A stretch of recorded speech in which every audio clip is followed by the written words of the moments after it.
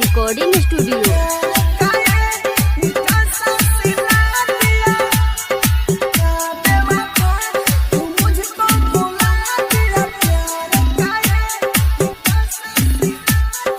जा बेवफा तू मुझको भुला दिया, प्यार का कैसा सिला दिया। रोता नहीं था पहले कभी, पल भर में तूने मुझको रुला दिया।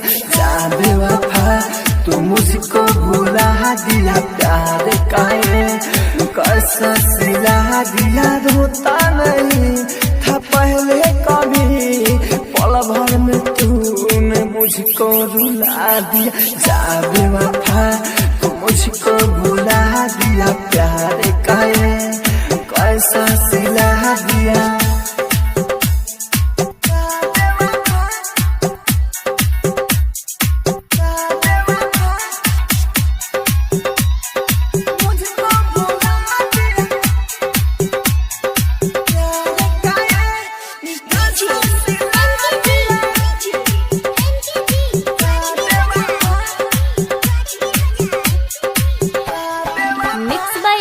Recording studio.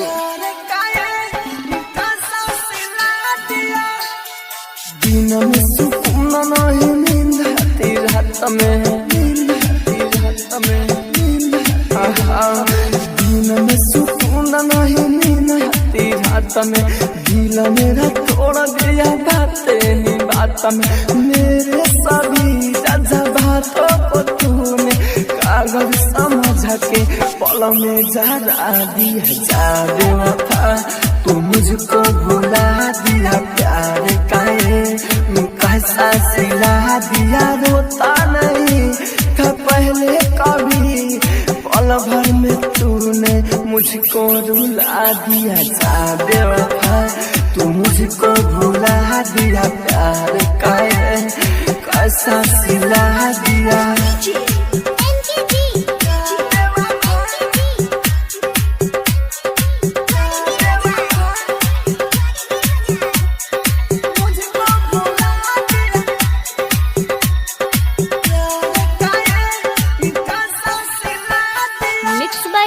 Recording studio. क्या थी कमी राजा धान के प्रीत में, के प्रीत में।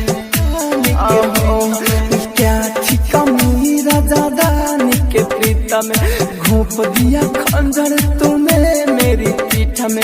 राइटर सुनील को देके जख्म, गाँव के दुनिया में तूने सुला दिया। जा बेवफा तू मुझको भुला दिया, प्यार का कैसा